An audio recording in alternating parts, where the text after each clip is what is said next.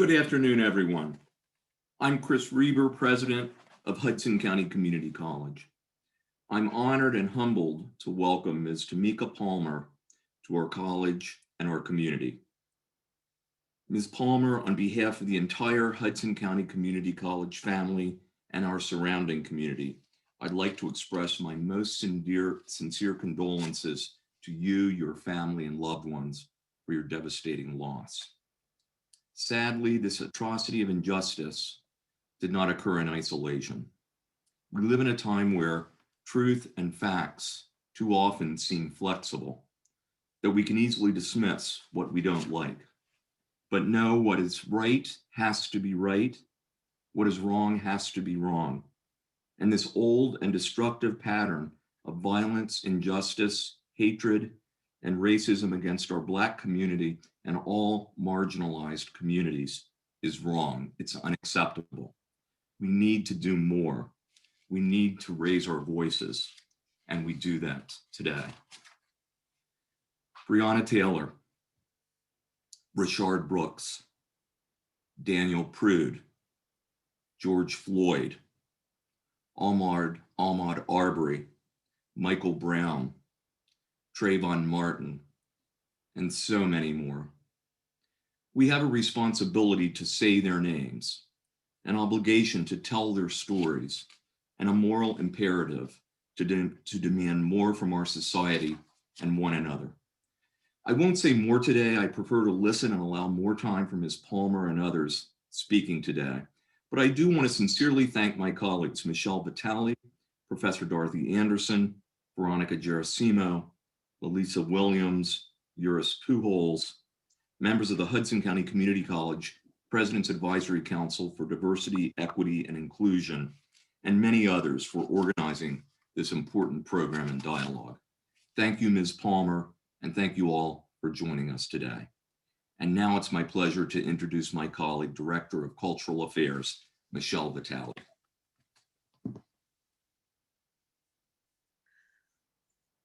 Thank you, everyone. HCCC hosts educational programs like the speaker series because we believe education is a tool to inspire and to unite us to live our best versions of ourselves together. In the words of Nelson Mandela, education is the most powerful weapon you can use to change the world. Welcome all to this session of the HCCC speaker series featuring Tamika Palmer, the mother of Breonna Taylor. If we haven't met, my name is Michelle Vitale. I'm the director of the Department of Cultural Affairs and of the Benjamin J. Dineen Dennis C. Hill Gallery. I am live in the Monira Foundation exhibition at the College Gallery. Monira Foundation presents contemporary artist Azikiwe Mohammed and an installation of Rashad Wright's poem, In Heaven's Wakanda, as the Poet Laureate of Jersey City in 2020. Mr. Wright continues to shine to represent our great city proudly. Rashad, Azikiwe, and the Monira Foundation will host a 15-minute virtual tour after our featured speaker for those who are able to stick around. We've asked Rashad to perform his exhibited poem, In Heaven's Wakanda, to begin our event. Rashad, welcome. Check 1, 2, test 1, 2. How's it going, everybody? My name is Rashad Wright. Never been wrong, not once ever. I just want to say before reading my poem, these conversations and things like this, times like this, are like really hard. And I think we're very hard on ourselves often because we're not having these conversations because we feel like we should be doing more. I just like to give a pat on the back to everyone involved in this for making sure this conversation happens, for giving space to this, and anyone that's willing to have this conversation so that we can grow and move on from the trauma that happens on a daily basis. Yeah, that's it. I'll get into the poem. Feel free to let me know your thoughts and how you feel. This is In Heaven's Wakanda. So I had this dream, right? And in the dream, well, first off, us Black people don't usually live long enough to have dreams, but I had this dream, and I know it's a dream because it's my cousin in it, and he's in jail right now. He killed 2 of the guys that all of us grew up with on the block, but in the dream, it's like before any of that happened, and we're still kids just out there playing jump ropes until the street lights wake up, you know? And I have no idea where we are in the dream, but it's like we're in Wakanda. If Wakanda was in heaven, you know, and in heaven's Wakanda, everyone says, wow, I can't believe it's not me. In heaven's Wakanda, Blade remembers to pay his taxes. In heaven's Wakanda, OJ doesn't put the glove on. In heaven's Wakanda, right now in this moment, Chadwick Boseman just crossed over Kobe Bryant on some basketball court. In heaven's Wakanda, little Rudy Huxtable can still be proud that she loves her father. In this heaven, my father can still play basketball the way he did before they put pins in his knees. In this heaven, my dad can hold a ball up to a night sky as if it was his only son. In heaven's Wakanda, there aren't any Mondays, just happy hours and full faces. Here, Scorpios have their own heaven. Everyone else calls it hell. In heaven's Wakanda, everyone speaks their own language. Here, snakes have wings. We call them dragons. The Nets are still in Jersey. The McRib isn't a thing. And Game of Thrones only has 7 seasons. In heaven's Wakanda, there's no Cash Me Outside Girl. There's Obamacare. In heaven's Wakanda, we call heaven right now when everyone dances on beat. Popcorn comes with a seat. Heaven's Wakanda has parking spots. People can swim in the Hudson without contracting malaria. Here, we don't call them happy endings. We just call it real life. And there aren't any dreams in this heaven, or at least not American ones. Here, you are the dream. And here, heaven has nothing to do with religion. In heaven's Wakanda, everyone tells their children, I was the coolest kid in high school. And here, that isn't a lie. In heaven's Wakanda, if a girl falls in the middle of a forest and no one's around to tell her she made a sound, that girl still has a voice. That girl is gold, whether or not anyone is watching. Her skin isn't rust. Her time doesn't run out. It runs on. And her name is whatever she says it is. Her name is a song, and she'll decide if you can sing it along. In heaven's Wakanda, she doesn't die in the church. Her name isn't Addie Mae Collins or Yuri Kochiyama or Cynthia Hurd. In heaven's Wakanda, she is heard loud enough to make lightning forget its own thunder. No one's rain leaves her eyes. In heaven's Wakanda, her face is a sky, and she decides who flies, or if she wants to hit a ball with a tennis racket. In heaven's Wakanda, shower water is made out of brisk iced tea. In heaven's Wakanda, we call soccer football. In heaven's Wakanda, we call football masochism. In heaven's Wakanda, you keep your fist in its sheath because that good fight you've been fighting ain't so good no more. And that fist you've been holding on to is something you can let go of. That breath you've been holding on to is something you can let go of. That breath is a gift, is a peace treaty because the war is over. That breath isn't under some cop's neck. That inhale doesn't confuse itself for gun smoke. No exhale has to bench press bullets off of a chest. In heaven's Wakanda, Mike Brown be out here shining so hard you think his breath was made out of light. Here, we apologize when we make mistakes, and every bronze medal thinks it's made out of gold. In heaven's Wakanda, we visit our parents because here we all still have parents. All still are children in some backyard or on some porch eating a fruit snack that tastes like giggles and Sprite, and no one says it's time to grow up. In heaven's Wakanda, we all decide that we're made out of witchcraft and diamonds, and no one tells their own shine. I'd rather be blood and bones. No one trades in their freedom for gravity. No one chooses fangs over wings. No one has to choose pills over chains. In heaven's Wakanda, me, my cousin, and the 2 guys he shot are all on some blacktop playing basketball with our fathers. In heaven's Wakanda, no one goes hungry. In heaven's Wakanda, no one says, yes, we can. We say, I do it again. In heaven's Wakanda, Tuesdays are all we need. In heaven's Wakanda, my sisters and I grew up in the same house. In heaven's Wakanda, we all grew up in the same house. All got cheese in our grits, all got beats in our hearts. In heaven's Wakanda, my uncle can tell his heart to stop beating itself up so bad. In heaven's Wakanda, my mother has a day off every single day, a moment, a day right now. A time like this does not have to end in heaven's Wakanda. Thanks, y'all.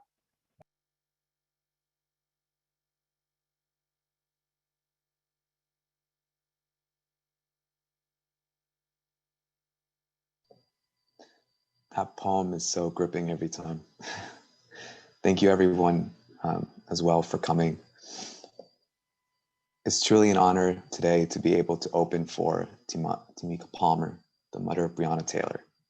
I am truly humbled to be able to introduce the mother of the woman whose names my friends and I were shouting and straining our voices in Jersey City summer streets within a protest last summer, to been surrounded by hundreds of people who did the same, engulfed in this type of energy and ferocity that was truly unprecedented in my life. From Grand Rapids and Detroit, Michigan, to Louisville, Kentucky, now going on to speak her message from CNN to Vanity Fair, I cannot truly stress enough how special of a speaker we have today in the historical series of events that is the Black Lives Matter movement. From getting her first job babysitting at 15 to having Breonna Taylor within high school, Ms. Palmer has a wealth of experiences to share. Upon the murder of Breonna Taylor, Tamika Palmer has presented a great force of advocacy going on within news interviews, public appearances such as this one, meeting with attorneys to local officials to advance reform. At times working still, mind you, doesn't begin to show her strength and compassion. We truly welcome you to Hudson County Community College with open arms and embrace, and hope to give you a platform to speak your truth. I personally resonated with a statement that Ms. Palmer would say to her daughters, that being, if you don't work, you don't eat. Now, what she meant by this is doing the best of whatever you would wish to do. That being, if you would want to be a doctor, be the best doctor you could be. Whether it be being an artist, being the best artist you can be. And while my parents never directly said that quote, it was very much something that they taught me throughout my upbringing in that immigrant spunk of getting every opportunity I can in this country. And I truly can't present how good of a motivation that is to have and how I wish to share that with others. I ask everyone to hopefully take something away from this conversation and to always remember that we are here to stay and we are here to fight. I now pass on this conversation to the lovely Professor Dorothy Anderson and Michelle Vitale.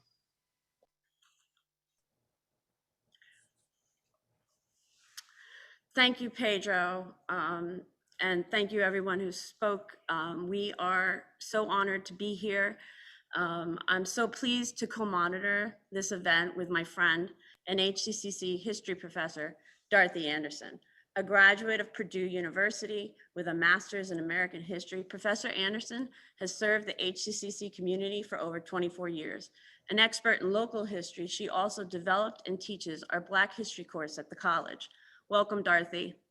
The current, the current cultural crisis, which is loudly echoed in the protests of the unjust murder of Breonna Taylor, is not based on one moment or one day or one death, but rather a long series of countless events that created the America we live in today. And Dorothy, do you have some thoughts you want to add to that? May I read my piece? Yes, please. We hold these truths to be self-evident, that all men are created equal, that they are endowed by their Creator with certain unalienable rights, that amongst these are life, liberty, and the pursuit of happiness. Thomas Jefferson, 1776, the Declaration of Independence. The relationship between African Americans and the United States is forged in slavery. The South built its economy on the backs of slaves. After a civil war that threatened to tear the nation apart, slavery ended, but the injustices Blacks face has not. Policies were implemented to keep Blacks working the same fields they worked as slaves. Those who did move away were subject to living in certain poor neighborhoods due to redlining. Blacks were segregated in schools, restaurants, on transportation, and in public spaces. And all this was legal. Not only was it legal, it was considered normal, exactly as it should be, by most of the population in our nation throughout the post-Civil War and well into the 20th century. It was not until after World War II that things began to change. And when that change came, It came with the struggle. For every deserved right that Blacks have gained, they had to fight. There comes a time when a people will no longer be held down. Historians speculate as to the confluence of circumstances that lead to the civil rights movements of the 1950s and the 1960s. Some say it was a response to the similarities between what was happening to Blacks in the South and what we had fought against in World War II. How could we allow one and be against the other? Others say the advent of television and the ability to see people being brutalized by police on the nightly news made it somehow more real than it had previously been. This argument reflects our own time, with repeated cell phone videos of Black men, women, and children being shot or brutalized by police. The fight continues. As long as we allow systemic racism and all forms of inequality and hatred to persist in these United States. Thank you. Dorothy, that was really beautiful and so well put together. And I think it's a great introduction for us to welcome Tamika and say hello and have the conversation that we need to have here as a community. Tamika, it's an absolute honor. I know you've heard this 100 times already, and but I want to say it again on behalf of HCCC, Hudson County, Jersey City, and the state of New Jersey. We welcome you here today. Yes. Thank you for having me. It's an honor. I'm grateful. Thanks, everybody. Thanks for the speeches, the poem. It was all amazing. Yeah, we have unicorns flying around too in your honor, but we can't show those right now. Yeah. And we have a big horse and pony show for you. We're just so touched that you agreed to speak with our community to help us grow. And I just want to take a moment to recognize that you're so inspirational, and you and I we have some things in common. I have two daughters. I'm a single mom, and I also my daughter's middle name is Breonna, and I also like to use the word freaking. And I read that in your Vanity Fair article, and so right now I'm freaking very excited, and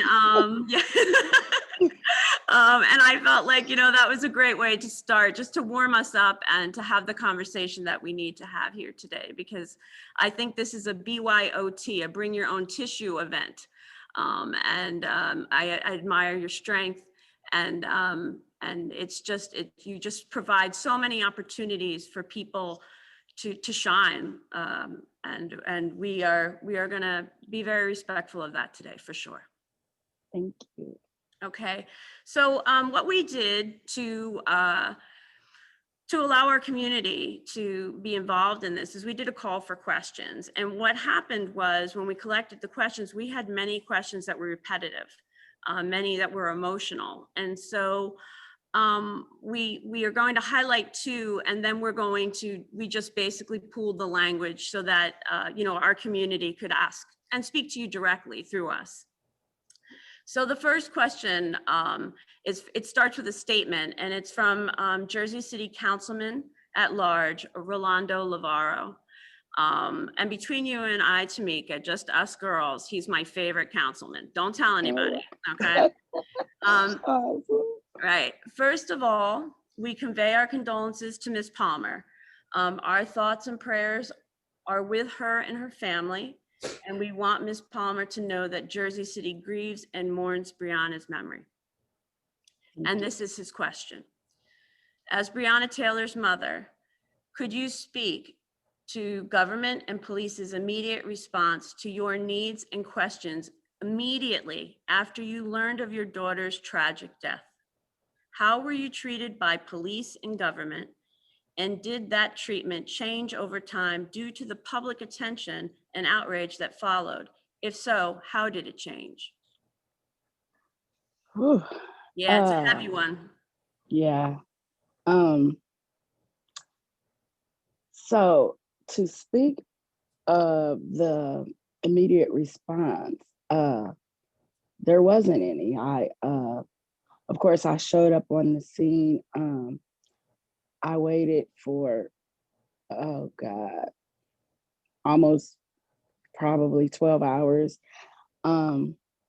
just to never get any answers, never anyone talk to me directly and explain to me what was going on or what had happened. And it just was terrible. I left the scene not knowing what happened. And government, anybody, I hadn't heard from anyone. And for days we were calling the police station, calling the detectives, trying to get answers, trying to understand what happened, and to even learn because to leave the scene, I still hadn't learned that the police shot her. So I didn't hear that till later in the day on TV. And so it was just an outrage, and still nothing, no one to answer my questions, no one to return calls or anything until, so that led me to get an attorney because at that point, somebody had to say something. Yeah. I read that in the Vanity Fair article, and it's just heart-wrenching to know that you went so long without even knowing. I remember you had went home, you went to the scene of the crime, you went to the hospital, and then you went home. Is that correct? Yes. I went home it was cold. So we went home because, of course, when I got this call, I just jumped up and threw on anything and left. I didn't even think to put on a coat or, so it was cold. And so after so long, we went and got coffee and to change clothes and like I think I had this brief moment like, oh my God, I gotta go to work. And so then I had to, call my job, and it was just like, it was this weird cycle, of events happening that I still didn't understand. Sure. Yeah. Like surreal, like it wasn't happening to you. Yeah. And do you think, how did that, just to get the second part of his question, and because I do think this is, how were you treated by the police? Oh, and did the treatment change over time due to the public attention and outrage that followed? Like, did that stimulate people to act more and be more efficient? Or were you still in this haze until it really hit the Yeah. national level? Definitely still until it hit a national level. I think the first time I had ever even heard from the mayor at the time was during the protests were getting bad. And then it was, then they finally wanted to talk to me and like, we may need your help to, get these people to go home. Oh my gosh. Yeah. So, and which I thought was insane. Like, yeah. I was, at the time, I just felt disrespected, and just for that to be the first time to even address me was because you needed something. It wasn't because you were concerned about what had happened or how I felt. And that was months later. This is, months later. So. Yeah. That's inhumane. That's unbelievable. Dorothy, do you want to take the next round? Yes, thank you so much. This question, Ms. Palmer, comes from Pamela Johnson, the Executive Director for the Jersey City Anti-Violence Coalition. After your daughter's murder, there has been significant changes as of late. last year in Louisville. Laws have been passed strengthening the Louisville CCRB due to the advocacy in response to Breonna's death. Do you believe those changes will make a powerful impact?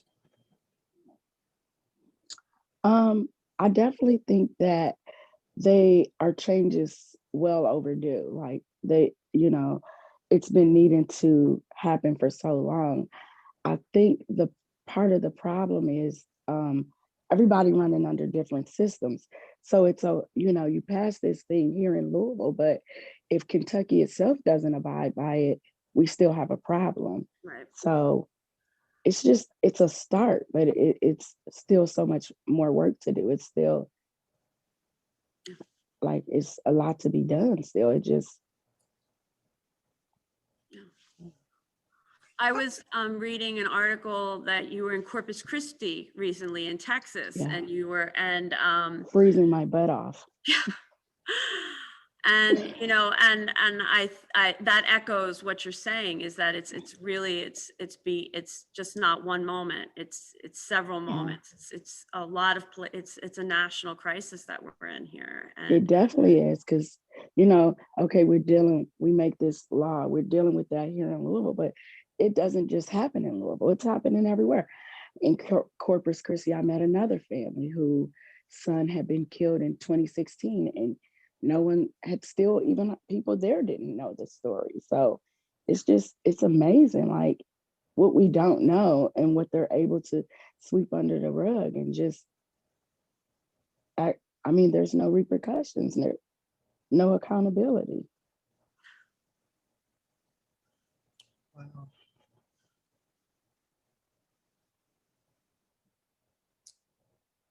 yeah, I mean, we got questions from all over. Your activism is national, and this is merged from a question from Jersey City and a question from New Orleans. That's how far our little flyer got. It got all the way to New Orleans. Just to give you an idea of the impact that you make every day from doing things like this. Just an hour talking to people. It goes far and wide. And so this question reads, how would you like us to continue to remember and honor your daughter's legacy?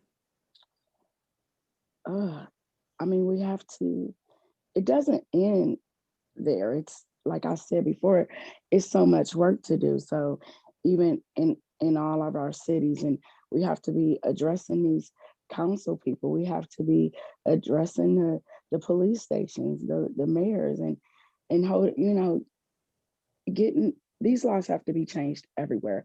So there's in each city you can find so much work to do, so many ways to get involved and just continue to fight the good fight. I mean, God, it's so much to do still. It's just like, so to honor Breonna is to keep going, is to make people remember her name and remember who she was and what happened to her. Yeah. Well, I think you are such a good mom. I mean, you really are. And it's beautiful what you're doing to connect with your daughter still and to help us. I mean, I don't want you to think that it doesn't go acknowledged that you are so strong and so caring that you push yourself aside to continue to educate people and to help us grow as a nation. It's truly, I mean, I admire you. I freaking admire you. I'm going to say that a lot today. I really do. Because, it just shows your strength and your passion as a mom, and you're making us so proud. It's truly, I just think the world of you. And I know I'm not alone in that, right, Dorothy? You're right. You're absolutely right.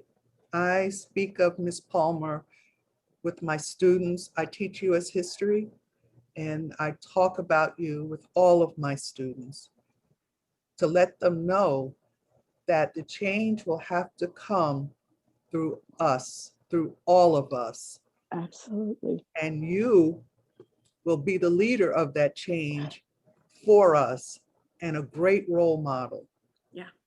A And you great- make her proud. You make Breonna proud every day that you get up and you do something like this.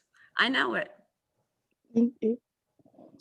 So Michelle, with that being said, Ms. Yeah. Palmer, can you tell us a little bit more about Breonna, like her personal goals or anything extra that you can share? She, she never was a problem child. Like she never like gave me any problems. She never was in trouble at school. She never was like had to be punished a lot or any of those things. And so she always was focused. She always was like ready to help somebody and be this person to anybody. And so from even when she was a kid, my mother had diabetes and she was 7 years old trying to take my mother's blood sugar, and Wow.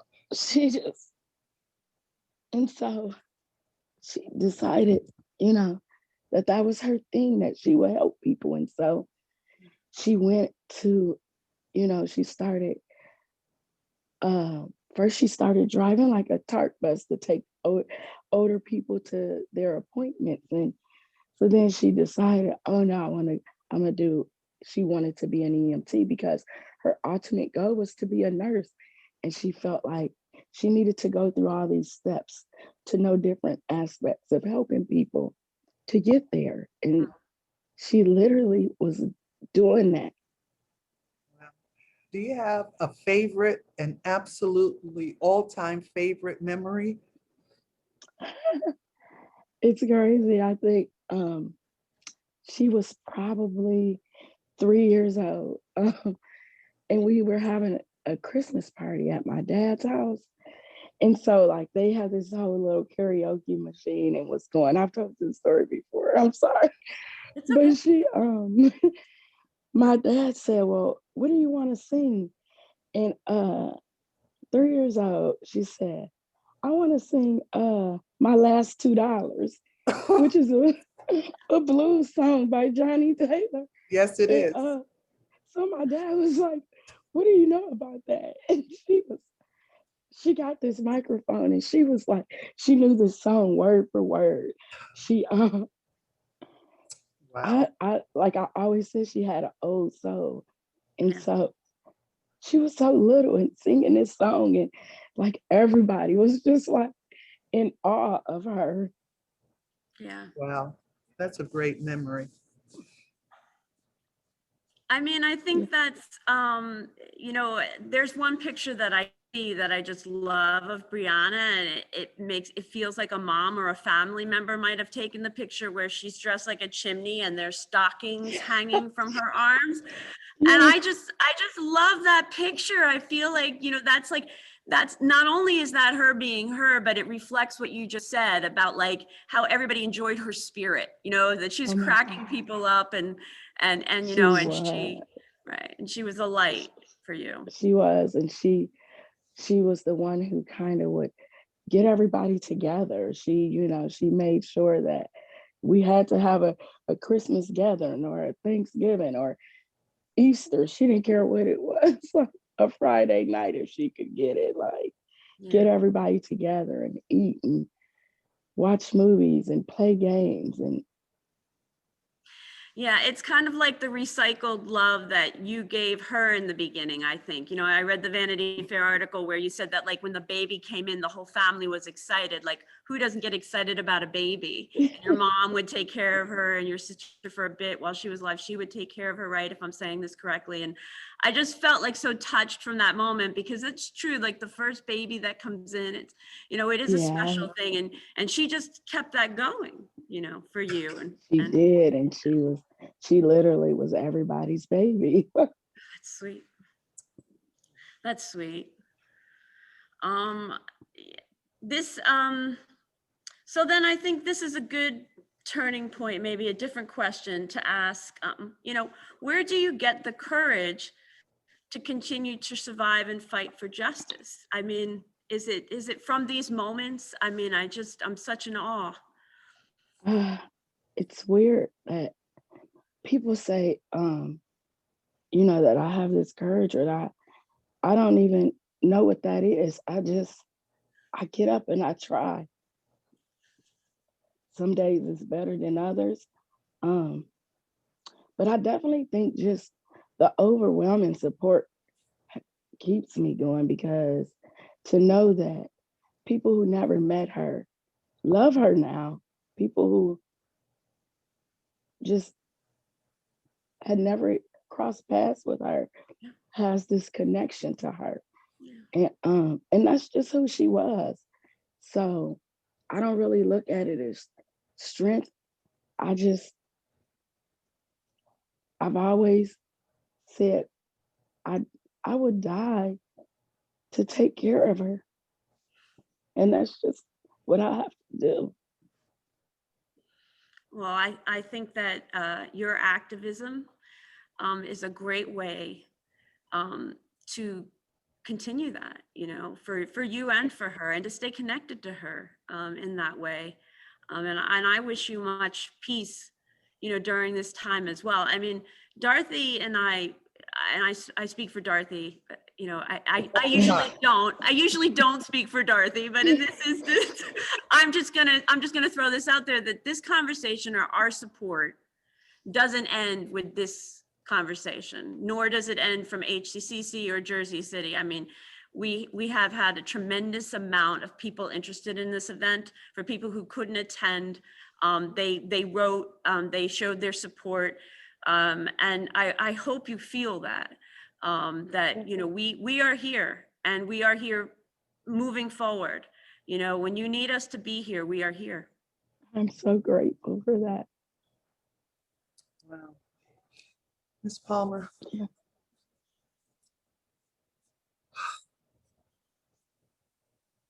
What has the death of your daughter meant to other young women of color? I think it gave so many women a voice. Before, I think just to be Black was one thing, to be a Black woman was another. It was like we always had this sense of people trying to muzzle us, or people not wanting to listen, and or as if we didn't matter as much as anyone else. So I think that I've said Breonna woke up something in the whole world, and to see so many Black women, young Black girls be so consumed with this is like so amazing, because it's who they needed to be. It's who we've all been needing to be forever. And it took Breonna to give us that. Yeah, Breonna could have been my sister, my daughter, my niece, truly innocent. And I think that's the scariest part, a truly innocent young woman. Good family, worked, helping people, living her life. Yeah. And I think the fact that she was not a thug or anything else, that was the impact for me and mine. Just the average young Black woman keeping it moving.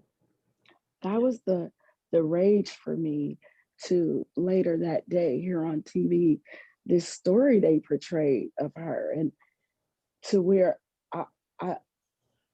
it took me a minute to grasp that they were talking about Breonna, because who was this person? What are you talking about? Like, oh my God. Well, it's because of your emotional intelligence that you are providing opportunities for everyone to speak up. Your strength, your emotional intelligence, your courage. I know we're still trying to define that in your space, but Unfortunately, I'm looking at the time and I can't believe Dorothy, our session is almost coming to an end and we have students who want to ask you questions. But I just want to acknowledge again that we are here for you. Our support doesn't stop here, but I do want to allow some students to ask you some questions. So I'm going to turn it over to them. And again, I want to thank you. I want to thank everyone who's helped with this program today. Thank you all. Yeah, and we're going to turn that over to Pedro and the students so that they can get their questions in. Thank you so much, Tamika. It's been an absolute honor, an amazing freaking honor. Thank you. Stay strong. You're awesome. I will.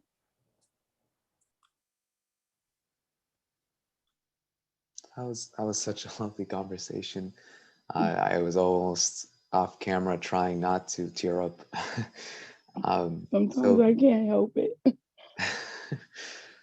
So to be mindful of everyone's time, we unfortunately only have time to have one student go on to ask a question, but still prepared.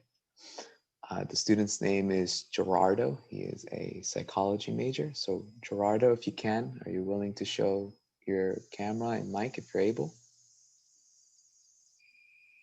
Oh, I see his box pop up. Hello, welcome. Hi, Pedro. Thank you so much for having me. Hello. Hi, my name is Gerardo Leal, and I am truly honored to be in your presence today. Ms. Palmer, I want to thank you for converting your pain into a lightning rod and for teaching us how to be better and to carry on. Unfortunately, many of us had negative experiences when it comes to the inability for police departments to meet the standard they were created for. This reality can make us feel defeated and think that things will never change.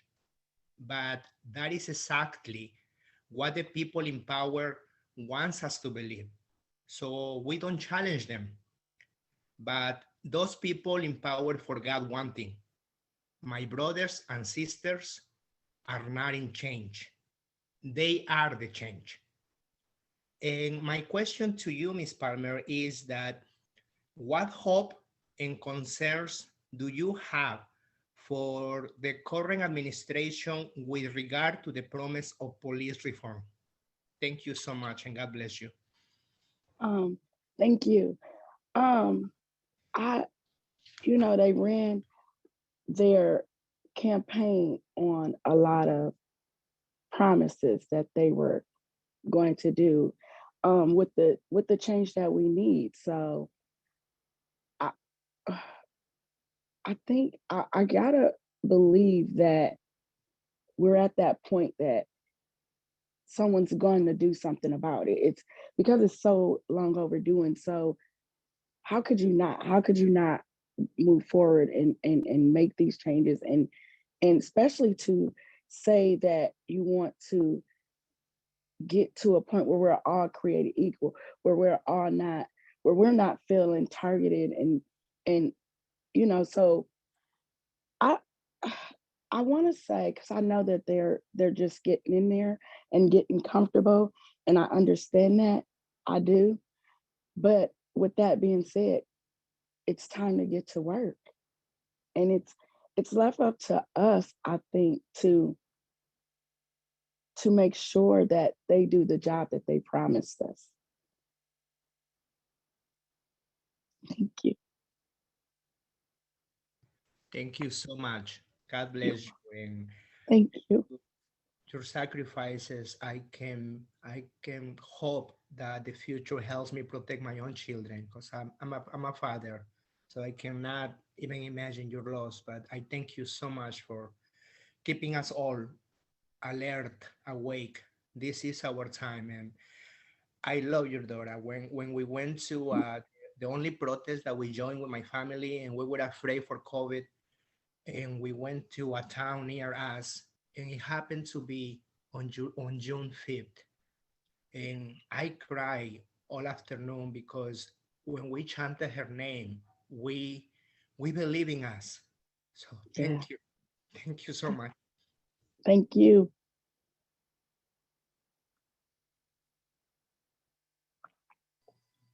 So I've gotten also, thank you as well, Gerardo. It truly means a lot to for you be able to speak your message.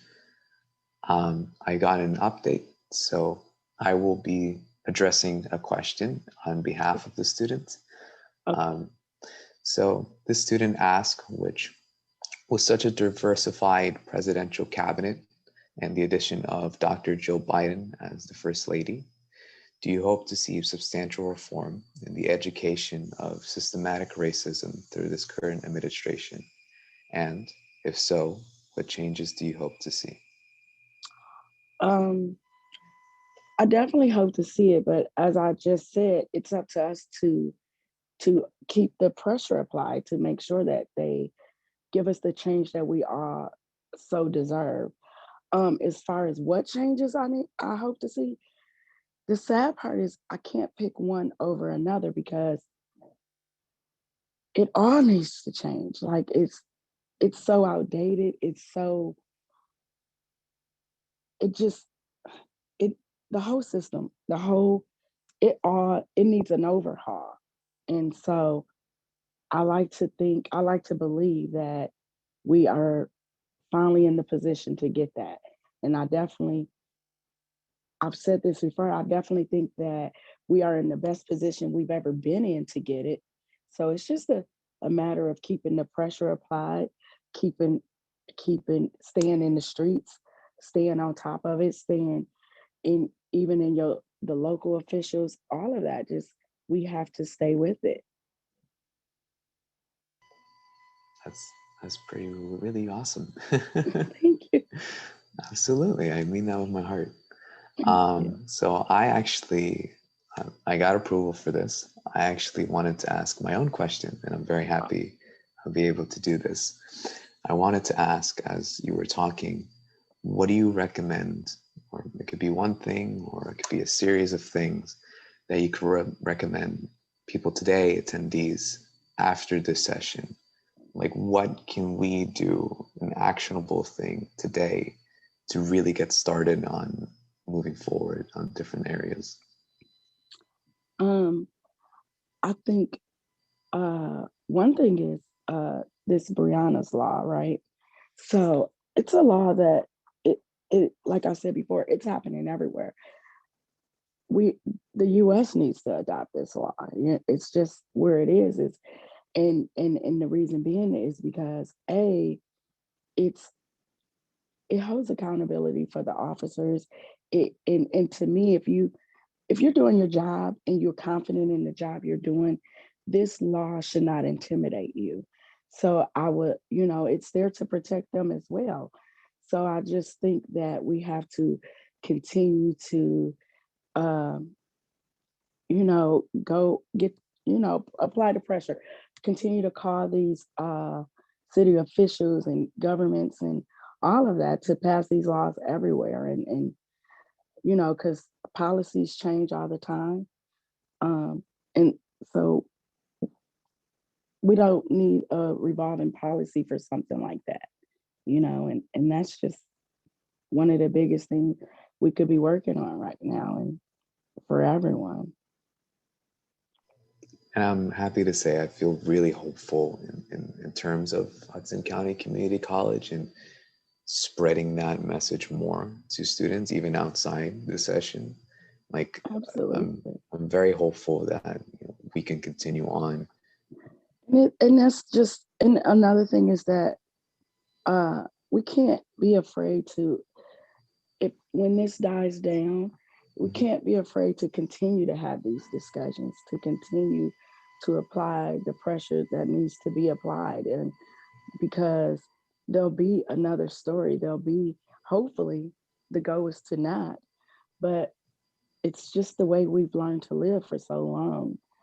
And so that's just it. Like, we have to stay in this space and not back off now. That's very true. And especially with professors like Dorothy Anderson, like saying that within the classroom. I've also had other professors too that do not shy away with those conversations. So I'm very hopeful, at least over here. Yeah, that's awesome. So thank you so much for giving me your time I'll now also pass this conversation back again to Professor Anderson and to Michelle Vitale to finish us off. Thank you so much, Ms. Palmer. Thank you. Hi there, and Pedro and Tamika and everyone who's joined us today so far. I just want to say thank you. It's been truly moving, and I hope that we continue to grow as a country, as a family, as one. Now I'm going to transition us into our Monira Foundation virtual tour. I hope you can stick around. I'm live in the Benjamin J. Dineen Dennis C. Hill Gallery. And for those of you who have not visited the gallery yet or don't know much about the gallery, it was started after a large donation was made by the couple, Benjamin J. Dineen and Dennis C. Hull. And if you didn't know Ben, who now has passed, or if you have the privilege of knowing Dennis, they're very giving philanthropers, not saying the right word, collectors, and people who their spirit is truly giving.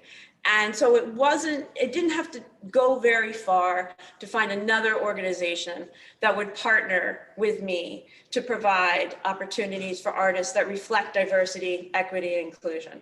And the Monira Foundation was a perfect choice. They're down the road. They have an office in Mana Contemporary, and I really admire the programming that they're doing and supporting the artists that they support. And so I just want to welcome the Monira Foundation, headed by Isabel Pignol, and artists in the show are Azikiwe Mohammed and Rashad Wright. Thank you, Michelle, and thank you everyone at the Hudson County Community College for having us. I'm Isabel Pignol Blasi, the executive curator, the executive director and curator at the Monira Foundation. I would like to begin by saying that the Monira Foundation stands in solidarity with Tamika Palmer, HCCC, and the Black community in the fight against racism. I would also like to acknowledge that the site of this exhibition is in the traditional territory of the Lenni Lenape people, who lived in harmony with one another for thousands of years. For those who might not be familiar with our foundation, Monira is a nonprofit organization dedicated to expanding the reach and quality of art available to the public through actions that address urgent and ongoing community needs. And today, I'm very proud to present in these exhibitions two artists whose work I believe in, Rashad Wright and Azikiwe Mohammed. Azikiwe is an arts worker whose work has been exhibited nationally and internationally at places like MoMA PS1 and the Studio Museum in Harlem. Right now, he has a solo show of textiles at St. John's University. He is the recipient of several grants, most recently the Rauschenberg Artist Fund, a program of the Artist Fund at NYFA. He is also an alumnus of Pioneer Works in Brooklyn and Mana Contemporary in Jersey City. He has given us an art statement that begins this way. I hope to provide services that help Black, Brown, marginalized people while making our given circumstances better, whatever better means. I hope to make objects and experiences that allow us to be seen in the earnest while providing a space for dialogue.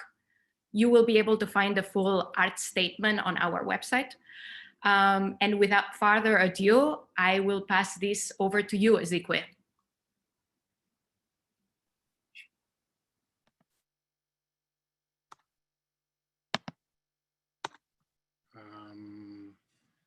Hello?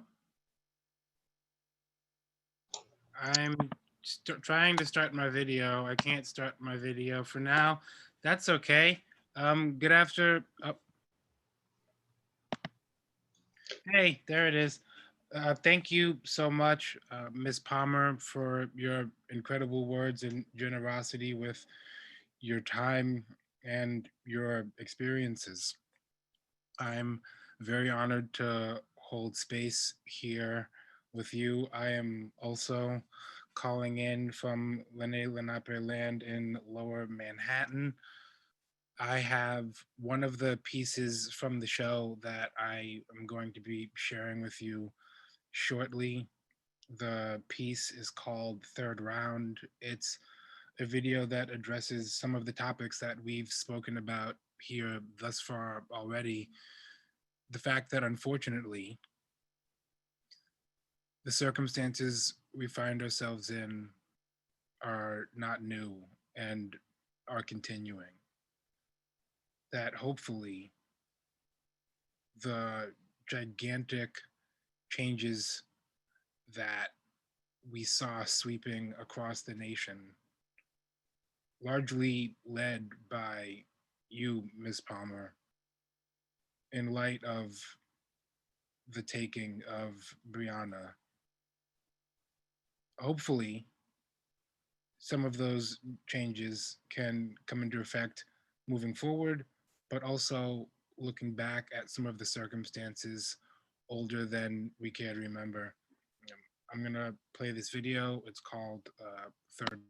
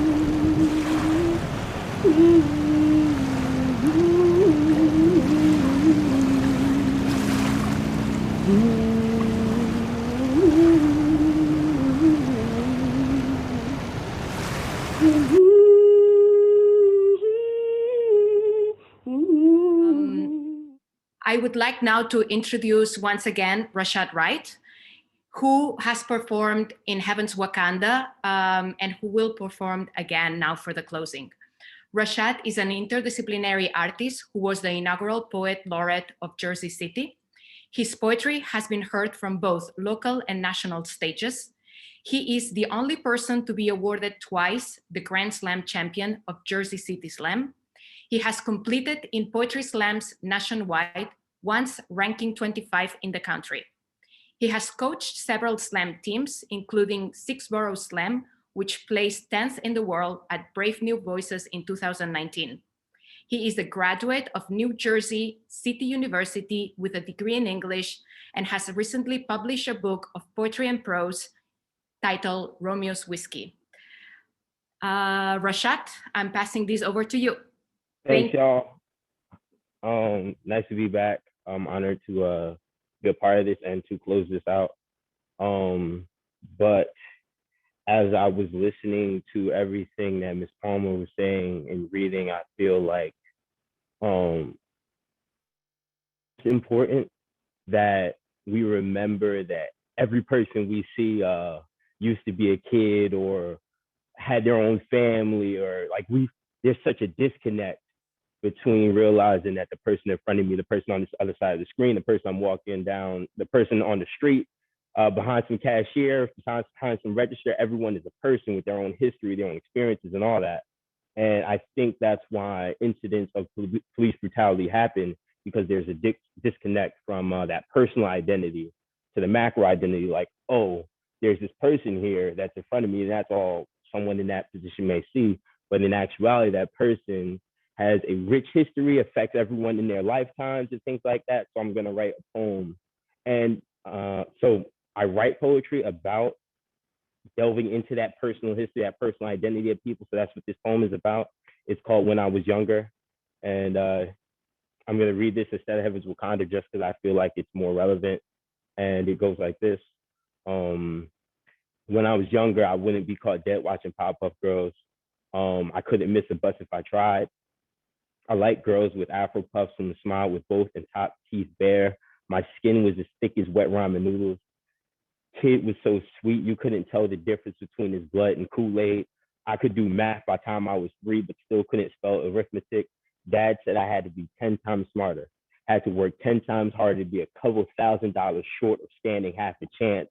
Shoulders back, stand tall, head straight. People like straight, like tall, like ball, like cars, like rap. People like bars. People love bars, so spit so hard they start calling me Luke Cage and stop calling me that guy that be running for buses and bike lanes.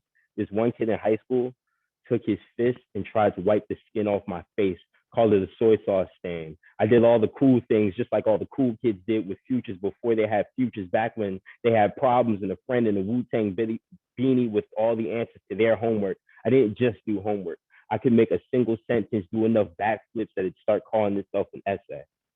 And right now in this moment, I should be calling my sister in DC to tell her that I love her and that she's a better big brother than a big brother could ever be. I've been better and gotten better and better every day. And never have I ever been even a fraction of good enough at anything to even believe for a second I have any idea whatsoever of whether or not I deserve to claim another step, another breath, another beat in my chest. I'm just another guy that can run a 100-meter dash faster than I could have a childhood. I grew up on my mom's son.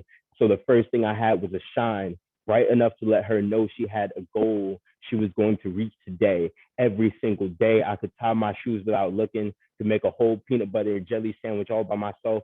And I swore I swam so fast I could make a butterfly think it was a doggy paddle. I got butterflies every time Anaya Jackson sat next to me on the bus. I'm pretty sure she's why I'm going to marry someone with Afro puffs, a gap in their teeth, and enough hair on their feet to fund a barber through a pandemic. First time I went on a quarantine, it was called a breakup. Now I'm so good at them, I wouldn't know what to do with a cure, even if there was one. When they said there's a vaccine, it sounded like the same time they said racism was over. As a kid, I used to hop trains and play knockout. Nowadays, the last person that tried to hurt me, I apologize to them for giving them a hard time. I was a good kid doing the wrong things for the right reasons. Now I'm in Dinky the jock that swears he's Adonis Creed. I'm Malcolm X's dream. I'm Virgil Hawkins in episode 1 with the gun, and the list longer than Brazilian wavy. I'm old Kanye. I'm Martin Luther King Boulevard's son. I'm the greatest good Frozone's ever gonna get. I'm that city with a crime rate higher than the skyscraper where a barbershop used to be. I'm Barbershop 3. I'm that one episode of Fresh Prince of Bel-Air when Will says, why he don't love me, man. I'm why he doesn't love you. I'm Jesse's lie. I'm new Kanye. I'm Robert Downey Jr. in blackface. I'm lottery ticket and cigarette buzz. I'm the good and the bad at the same time. I'm just a regular person trying to live a regular life. I'm better at writing than I am at anything else. I'm $4.44 in a Wendy's driveway. I'm a bullet in the street light.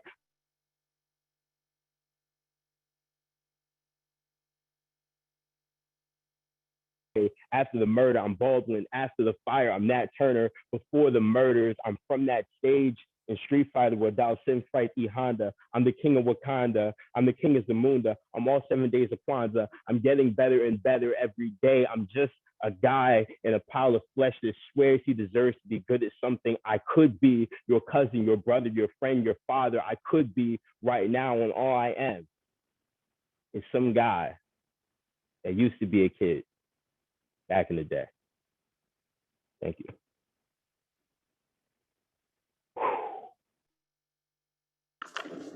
Thank you. Thank you, Rashad. For those who will be able to visit the exhibition in person, just a quick note that these colorful papers that you see on the wall are the printouts of In Heaven's Wakanda, and they're for everyone to take home if they like. Michelle, back to you.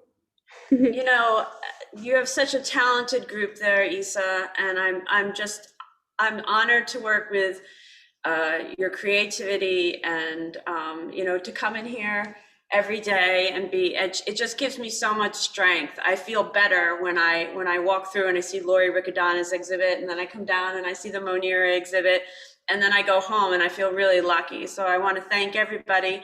I also want to thank all of the people who helped put this presentation today. It's one of the great things about HCCC is that we have the word community in our college, but it really exists here. And you know, to Tamika, to Dorothy, to Veronica, to everyone who's helped, I want to thank you. And we're going to close this program out with Yuris Pujols, who is the director or the co-chair, excuse me, of the Diversity, Equity, and Inclusion Committee that was really championed by Dr. Reaver. And both him and Melissa Williams have done an excellent job in getting this off the ground and for allowing programs like this and others to champion diversity and to really reflect our landscape of Hudson County. So that's all from me. Thank you, Yuris. Thank you so much, Michelle. I want to thank everyone that participated in this program. And I just want to start out by thanking Ms. Palmer. Thank you for spending time and speaking with us today and for engaging us in such a moving topic. Please know that from this point and moving forward, you are and will always be an honorary member of the Hudson County Community College family. I want to thank Pedro. I want to thank Azikiwe. I want to thank Rashad. You're all extremely talented, and we are grateful for your participation today. Rashad, in Heaven's Wakanda, it sounds like a wonderful place. It sounds like a dream that a very wise and idealistic leader once described. Is a dream that he envisioned that little Black boys and Black girls will be able to hold hands with little white boys and white girls as sisters and brothers. That was Dr. King in 1963. Before we go, I just want to say something to all the students and the young people that might be on the call. I just want to say that you represent the future. You are the agents that can bring forward the change that we can see in the world.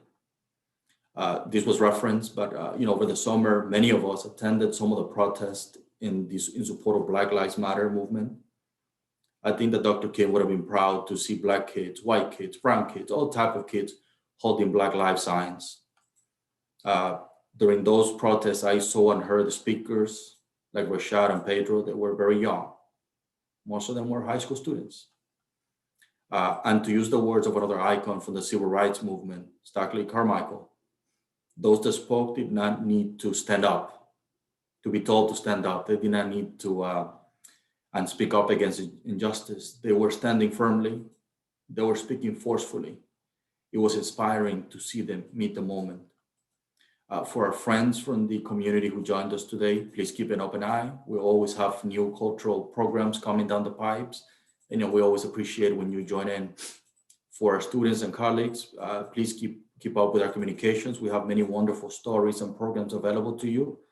We have the new Diversity and Equity and Inclusion Student Passport. The barbershop male discussion is scheduled for tomorrow. Our Stories Untold series is coming up very soon as well. And I just want to say thank you. Thank you to Michelle. I want to thank Dr. Professor Anderson for teaching me when I was a student at Hudson a few years ago. And I also want to thank Natalia, Amala, and Kaya. They provided some of the introductory pieces that we used for this presentation.